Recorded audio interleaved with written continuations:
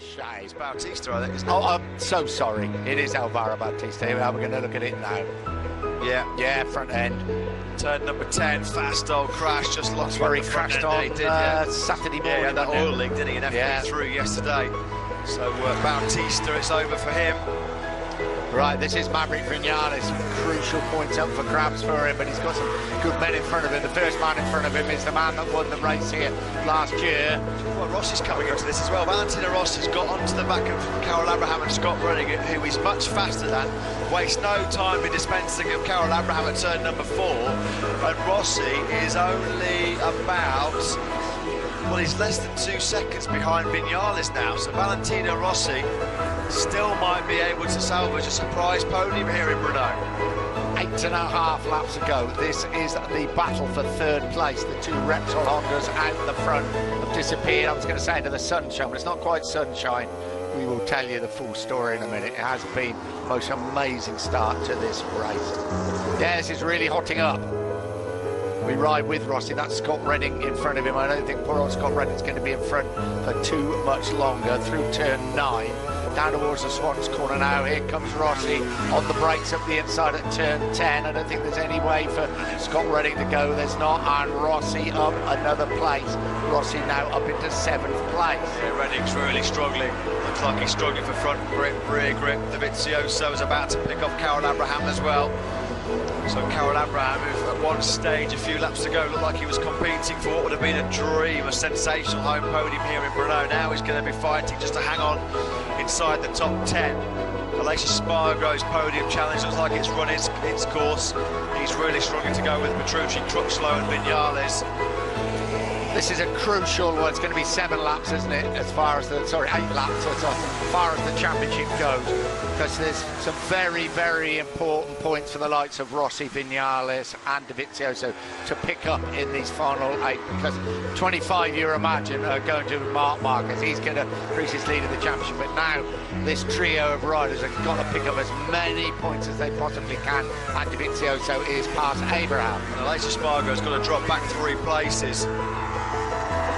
He'll be getting that message now on his dashboard, Aleix Espargaro. That's obviously why he was looking over his shoulder when he saw Vinales, maybe. As we said, that he never Vinales. And is that for the incident in pit lane? An unsafe release in pit lane, basically. So that was the reason why he was obviously being released by Aprilia when Andrea Iannone was coming in. Now, as the team that's releasing you, right, you've got to make sure you can do it safely. The race direction obviously viewed the footage and realised that it wasn't safe, so Aleix Espargaro is having to yield 3 places, which is going to give crucial points to, well, Rossi, certainly, and probably Dovizioso. So as Vinales has picked up Crutchlow. He's now running in 4th place. Pick up a 3rd place. That will be a big morale booster to Maverick Vinales. There's nothing he can do but what happened at the front with Marc Marquez and the change of tyres. There you go. Exactly what Matt has been telling you. Aleix Espargaro to drop 3 positions due to unsafe release in the pit lane. It was an incident involving Andrea Iannone, and here comes Vinales up the inside of Danilo Petrucci. This is as hard as I've seen Maverick Vinales ride since he probably finished 2nd in Mugello. Yeah, and there's Valentino Rossi just coming into your picture briefly out of turn number 12. You can see the podium now, Rossi. But has he got enough time? And now Vinales has been able to find a way through, and Crutchlow and Petrucci, has he got the pace to be able to make a break and deny Rossi the chance to fight back? This is the incident then. Here comes Andrea Iannone in. It was close between Iannone. Yeah, what happened was there, Aleix Espargaro and his team, well, his team really should have held Aleix Espargaro until Andrea Iannone had safely pulled in. Andrea Iannone basically toppled off because he thought he was going to slam into the side of Aleix Espargaro, and that's the reason why Aleix Espargaro was found to be the guilty party there. Well, if you just tuned in, you think, what the hell has happened here? 20-second advantage for Marc Marquez at the front. He chose to go out on the damp track on a soft option rear wet weather tyre. We were astounded. He was dropping down the field like a fly. But did they know something about the weather that we did not? Because after 2 laps he came in and he changed to a bike with slick tyres, and the rest is history. Well, history has also shown us, Nick, that in flag-to-flag scenarios, HRC and Marc Marquez tend to get their strategy absolutely bang on the money, whereas Yamaha and Valentino Rossi, they are sometimes a little bit behind the 8 ball. was a difficult situation because of the weather conditions. Some teams at the start of the race had bikes ready with a different set of wet weather tyres. Honda knew exactly what they were doing. They were ready for Marquez to come in and change the slicks. We thought it might be a gamble at the time. Certainly no gamble, but here is Vinales now comfortably in third place. Yeah, he's clearing off, isn't he? He's leaving Petrucci and Crutchlow behind him. Cal Crutchlow has moved up into fourth place now. This is good for Maverick Vinales' championship challenge because it's only 14 points then behind Marc Marquez, so he's only going to be surrendering 9 points. It could have been a lot worse. Lois Baz has crashed out. We thought it was going to be a wet race. Lois Baz might be a contender for the podium, and unfortunately he's crashed out of 14th place. Here is Cal Crutchlow, of course, the one that raced here last year, having a good old fight with Danilo Petrucci when he leads the way. But you just saw over the right shoulder there of Danilo Petrucci, Rossi is coming. Yeah, he's definitely got pace here, Rossi.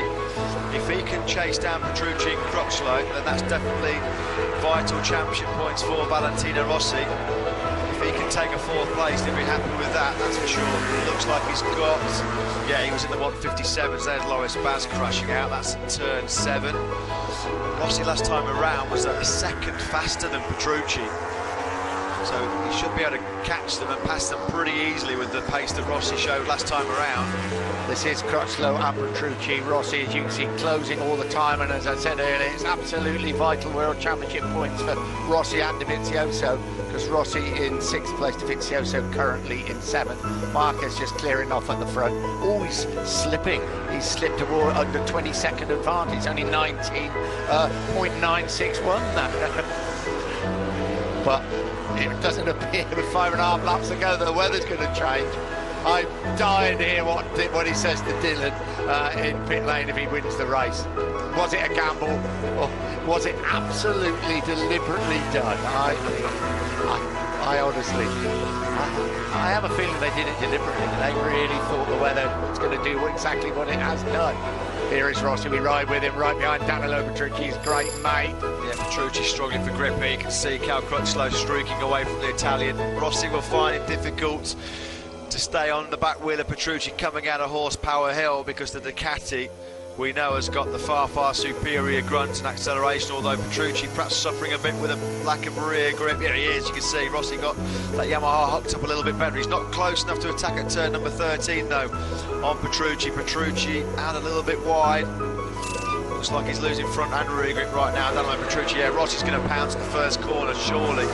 Here they come over the line almost side by side. Rossi eyes him up. There's plenty of lines at this very long, wide first corner. No, Rossi not able to get through. You'd think when they get down to 3 and 4, the first of the fast S's section, that Rossi would try and nip up the inside or try and get round the outside as they come out at turn 4. Here's Cal Crutchlow, still running in 4th place. Ducati power proving crucial for Petrucci. Rossi this time though up the inside at turn 3. Nicely done by Rossi then, so he's up now into 5th place. The gap to Cal Crutchlow is a couple of tenths, so Rossi, just over 4 laps to go, has got time to hunt down Cal Crutchlow. I don't think Crutchlow or Rossi are going to be putting any pressure on Maverick Vinales for 3rd place. Vinales looks pretty comfortable. He's 1.5 seconds clear of Cal Crutchlow. Championship-wise now, can Dovizioso get past Petrucci, pick up some more World Championship points with 4.5 laps to go? Well, here is Crutchlow, just got a glimpse of Rossi and Petrucci behind him. Yeah, second then the gap between Crutchlow and Rossi.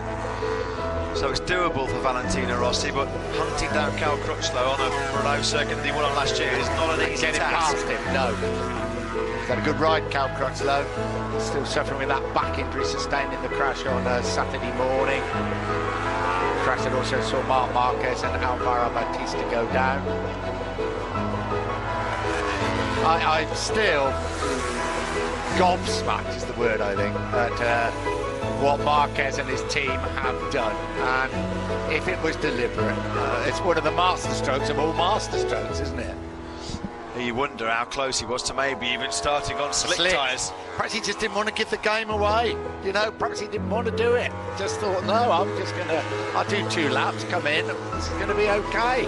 Well, he only did 2 laps on the rain tyres, didn't he? He came in, so you could have done the whole race actually on slick tyres. Oh, without a shadow of a doubt he could, but nobody quite knew.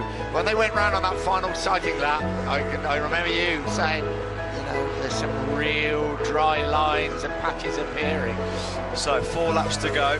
Rossi has taken a couple of tenths out of Crutchlow last time around. It's 8 tenths then the gap between Crutchlow just going through turn 3 now and Valentino Rossi. Rossi's come from 14th then to 4th place. It looks like Danilo Petrucci's got nothing left in the tank. He's going to now be aiming to keep himself in that top 6 ahead of Andrea Dovizioso. We're right with Marc Marquez. I really don't know how you can describe this performance. Once he got the slick tyres, absolutely faultless. Masterstroke of planning. We will ask, I absolutely assure you, was it absolutely intended to do that? To fool the opposition a little bit, knowing the track was going to dry. We thought that Honda had a weather forecast that said it was definitely going to rain. They might have had exactly the opposite. It was still a gamble to take though, wasn't it, to do what they did? So those gambles, if they work, you're regarded as a genius. If they don't, you're regarded, well, they would just say, what the hell were they playing at? Yeah, I mean, the more you think about it, the more you think it actually was that they totally intended it. It was all part of their game plan, it was all part of the strategy. Yeah. They are so clever in this situation when we've had flag-to-flag races in the past. If my memory serves me right, Marc Marquez is on a real dominant sequence of race wins in flag-to-flag races. He just calls it so brilliantly with his team. This is a Maverick Vinales. Tell you what, this is as good as I've seen Maverick Vinales ride for a bit. This 3rd place, I think just the 3rd place, but the way he's ridden is going to do his confidence a great deal of good, and he hasn't let Marquez get away in the championship battle. There you are, 4th place for Cal Crutchlow. So we look at Maverick Vinales running in 3rd. It's rather lonely for him. Pedrosa in 2nd place. Forgotten all about Danny Pedrosa, who's also ridden a really good race. But there is Crutchlow, there is Rossi. Yeah, Rossi just can't. No, he can't really close the gap enough. He's just at a bit of a brick wall now, Rossi. Crutchlow's keeping that gap around 8 tenths of a second.